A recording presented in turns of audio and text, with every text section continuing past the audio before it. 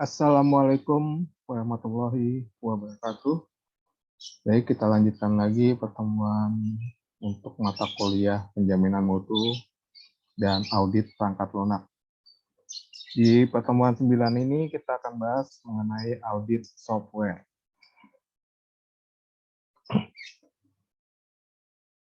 Ya.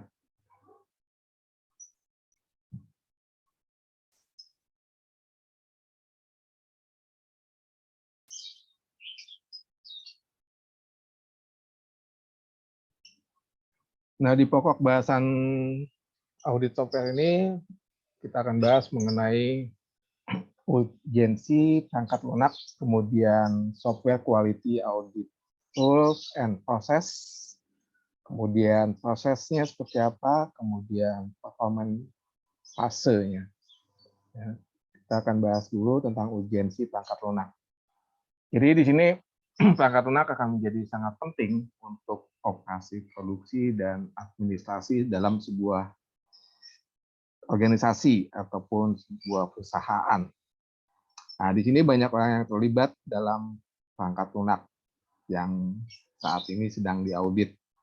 Kemudian tujuan dari dokumen ini adalah untuk membantu orang-orang yang ada dalam organisasi tersebut untuk lebih memahami proses audit kualitas perangkat lunak dan peran serta tanggung jawabnya. Di sini menurut Institute of Electrical dan Electronic Engineer atau IEEE standar 610.12 tahun 1990 bahwa audit perangkat lunak itu merupakan pemeriksaan independen terhadap produk kerja ataupun rangkaian produk kerja yang untuk menilai kepatuhan terhadap spesifikasi, standar, perjanjian kontrak, dan kriteria yang lain. Tujuan dari audit perangkat lunak ini adalah untuk memberikan penentuan independen apakah perangkat lunak, dokumentasinya, ataupun proses pengembangan dan pemeliharaannya sudah memenuhi persyaratan yang dinyatakan ataupun yang sudah disetujui. Kemudian audit biasanya dilakukan karena ada salah satu alasan. Yang pertama, tonggak pencapaian proyek tertentu sudah tercapai. Kemudian audit dimulai sesuai dengan rencana ataupun sesuai yang disarankan oleh piagam organisasi audit. Kemudian pihak eksternal ataupun pelanggan meminta audit atas barang tertentu pada tanggal tertentu juga ataupun pada tonggak sejarah proyek. Ini bisa menjadi bagian dari perjanjian kontrak. Kemudian organisasi internal telah meminta audit, kemudian menetapkan kebutuhan yang jelas dan spesifik. Audit itu bukan penilaian perangkat lunak. Penilaian perangkat lunak ini menilai proses perangkat lunak dan melakukan identifikasi area potensial untuk peningkatan.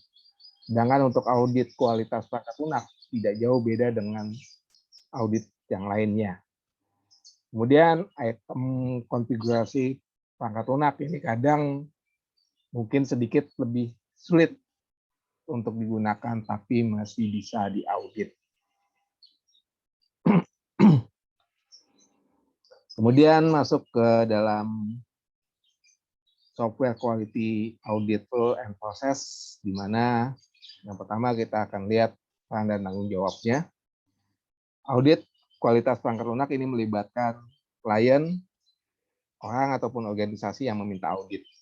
Kemudian auditor atau tim yang melakukan audit dan auditor yang pekerjaannya sedang diperiksa. Untuk mencapai audit yang sukses, auditor biasanya bersama pihak yang diaudit ini harus memahami peran dan tanggung jawab masing-masing. Nah, auditor dan pihak yang diaudit kemudian dapat meningkatkan komunikasi, kemudian menyetujui temuan, kemudian menggunakan waktu audit yang lebih efisien, dan membuat audit secara keseluruhan yang lebih efektif. Nah, kita ke klien. Klien ini bisa orang ataupun organisasi yang bertanggung jawab untuk mengesahkan audit untuk menentukan ruang lingkup dan melakukan identifikasi persyaratan audit. Manajemen organisasi audit ini bertanggung jawab atas audit dan mengalokasikan sumber daya yang diperlukan untuk melakukan audit. Kemudian yang kedua, auditor dan tim audit. Tim audit ini melakukan audit, ya. Nah, biasanya tim audit itu ada beberapa tim, ya. Ini bisa saja satu ataupun lebih, ya. Nah, biasanya satu individu itu ditunjuk sebagai auditor utama. Nah, ini merupakan tanggung jawab auditor utama untuk mengatur, kemudian mengarahkan audit dan mengorganisasikan ataupun mengkoordinasikan kesiapan dan penerbitan laporan audit. Nah, auditor utama juga bertanggung jawab yang pertama untuk menentukan ukuran tim, yang kedua memberikan pengarahan terhadap anggota tim tentang ruang lingkup audit dan area yang akan diaudit. Kemudian yang ketiga, memberikan latar belakang tentang organisasi yang diaudit. Kemudian yang keempat, menetapkan beban kerja siapa yang akan mengaudit bidang apa saja. Ya. Kemudian yang kelima, menentukan jadwal audit. Kemudian memberitahu dan memberi pengarahan terhadap organisasi yang diaudit tentang ruang lingkup audit dan bahan-bahan yang perlu disiapkan. Kemudian memastikan bahwa tim audit itu siap untuk melakukan audit. Selanjutnya yaitu memastikan bahwa rencana ataupun prosedur audit itu dilakukan dan mengeluarkan laporan sesuai dengan rencana ataupun prosedur audit. Tim audit juga harus memiliki yang pertama pelatihan auditor dan keahlian teknis di bidang yang diaudit. Nah, tim audit ini akan membantu auditor utama dengan menyiapkan dan meninjau daftar periksa, kemudian melakukan pekerjaan yang sesuai dengan latar belakang kompetensinya, kemudian melakukan penelitian, kemudian memenuhi bagian audit yang ditugaskan dan membuat laporan. Selanjutnya ya yang ketiga yaitu auditor atau pihak yang diaudit. Pihak yang diaudit ini bertanggung jawab untuk membangun sikap profesional positif tentang audit di antara organisasi yang diaudit. Kemudian partisipasi dalam audit, kemudian memberikan semua bahan dan sumber daya yang relevan kepada tim audit. Kemudian memahami keprihatinan auditor dan melakukan verifikasi akurasi faktual mereka. Kemudian memberikan respon terhadap laporan audit dan melakukan koreksi dan menyelesaikan kekurangan yang dikutip oleh tim audit.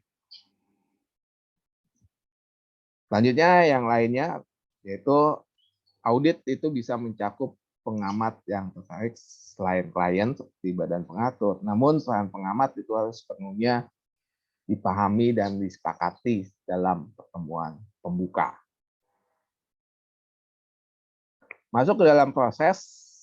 Nah, di sini audit harus dilakukan sesuai dengan rencana dan prosedur yang sudah didokumentasi.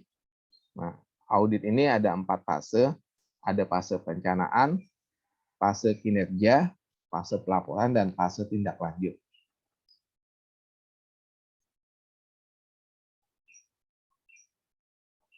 Masuk ke tahap perencanaan, di mana tahap perencanaan ini harus menjawab pertanyaan antara lain apa saja yang menjadi ruang lingkup audit, kemudian apa yang seharusnya dicapai oleh audit, kemudian Apakah audit mencakup semua proyek, apakah itu mencakup sistem total ataupun bagian dari sistem.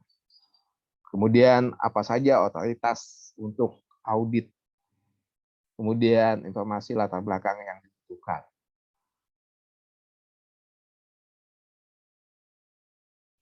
Di tahap perencanaan, klien akan meminta audit, ya, ruang lingkup dan tujuan audit yang sudah disepakati oleh klien dan auditor. Nah, auditor nanti akan membentuk tim yang sesuai dan menghubungi pihak yang diaudit.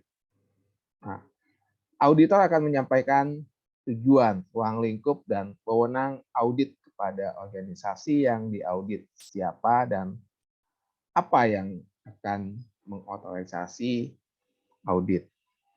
Ini bisa dilakukan melalui telepon, surat kontak pribadi, ya, diikuti dengan pemberitahuan tertulis dari audit. Nah, audit kemudian akan meminta dokumentasi awal yang dibutuhkan untuk diaudit. Nah, dokumentasi umum biasanya mencakup rencana program penjaminan kualitas organisasi dan bagan organisasi. Auditor dan pihak yang diaudit itu menyetujui jadwal audit, kemudian prosedur dan persyaratan audit, orang yang bertanggung jawab, dan konten audit. Auditor itu akan meninjau persyaratan yang dilakukan oleh klien pada pihak yang diaudit, yang menjadi dasar audit. Rencana audit yang dikembangkan, kemudian didokumentasikan, kemudian ruang rapat, dan logistik audit lainnya juga dibahas. Kemudian auditor juga kemudian meninjau informasi yang tersedia termasuk audit sebelumnya dan tindakan korektif. Auditor juga harus memiliki pemahaman tentang organisasi dan area yang diaudit sebelum auditnya dilakukan. Ya. Kemudian familiarisasi, ya. Nah, di sini juga harus disiapkan, ya, untuk menghasilkan pemahaman yang akurat, ya, tentang apa yang sebenarnya ditugaskan, ya. Program audit yang efektif, kemudian menghabiskan jumlah waktu yang tepat untuk setiap kegiatan, kemudian menekankan temuan signifikan untuk praktek yang baik, ya. Kemudian pemahaman tentang informasi yang dikumpulkan dan memahami orang dalam organisasi yang diaudit dan mampu berkomunikasi dengan mereka.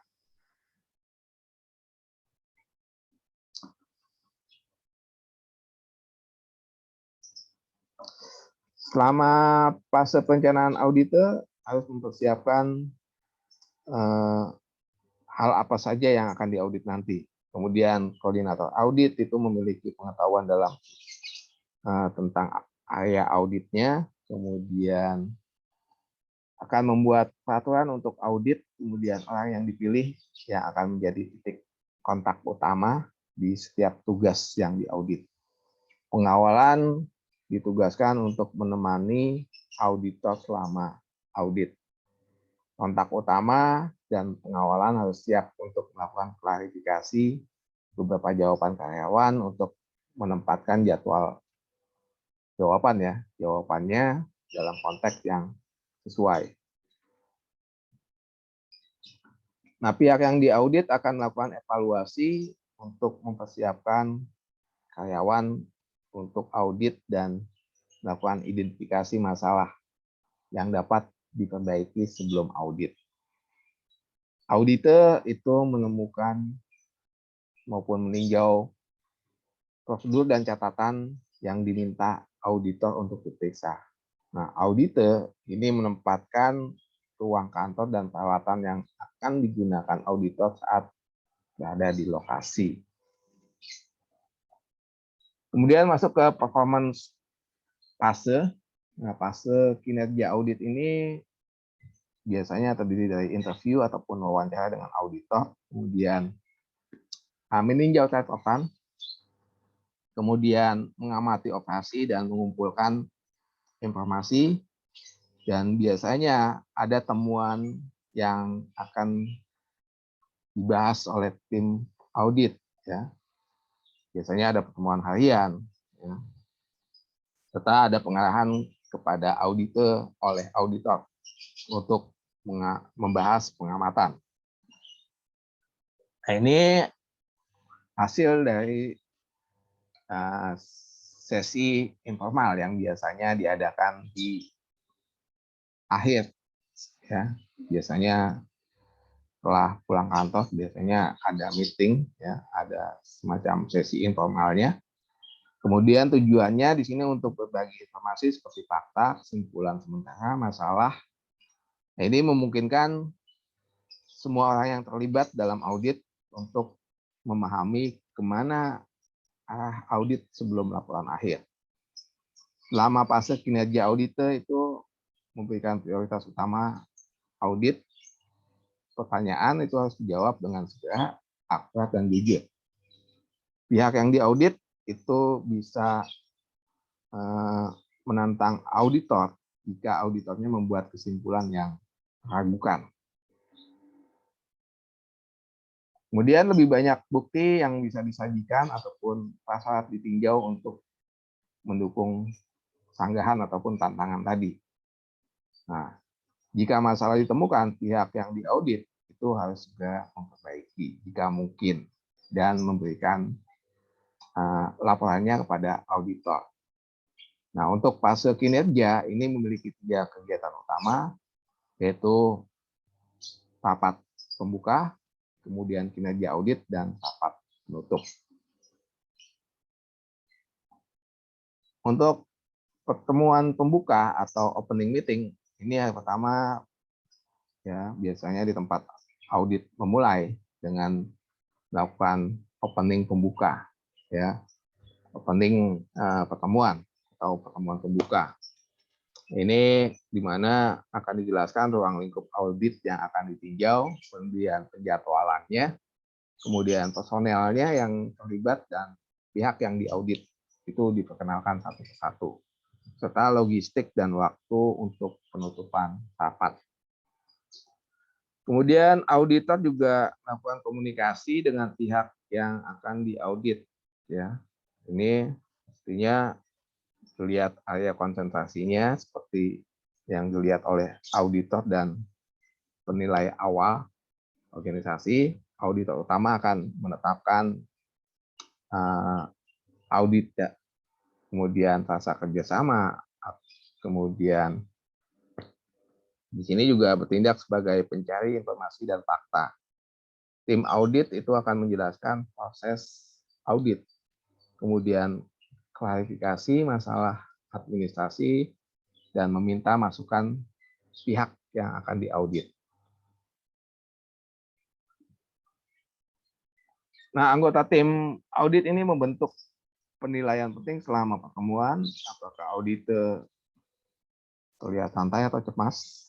Apakah auditornya terbuka atau defensif?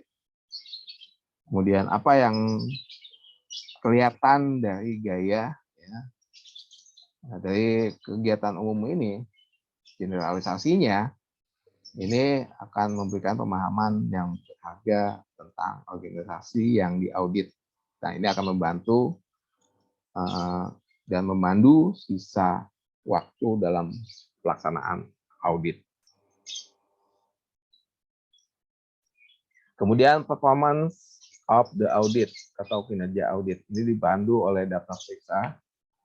Kemudian auditor memeriksa kepatuhan terhadap persyaratan dengan meninjau instruksi dan prosedur tertulis melakukan interview, kemudian memeriksa catatan, kemudian mengamati aktivitas kerja, kemudian nanti akan ditindaklanjuti pertanyaan yang muncul selama pemeriksaan dan pengamatan.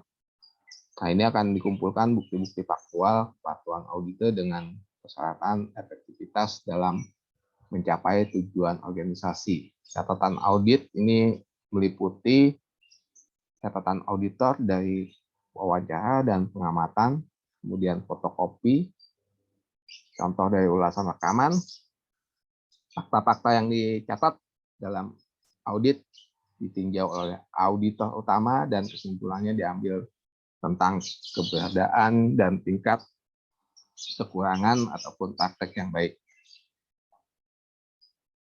Kemudian closing meeting ataupun rapat penutupan. Nah, fase ini kinerja audit berakhir dengan rapat penutup ataupun interview keluar dari mana, ya, di mana auditor utama itu akan melaporkan kesimpulan tim audit. Nah, ini merupakan kesempatan terakhir bagi pihak yang diaudit untuk memberikan masukan kepada auditor. Nah, itu saja untuk pertemuan ke-9. Ya. Sampai sini saya tutup ya. Assalamualaikum warahmatullahi wabarakatuh.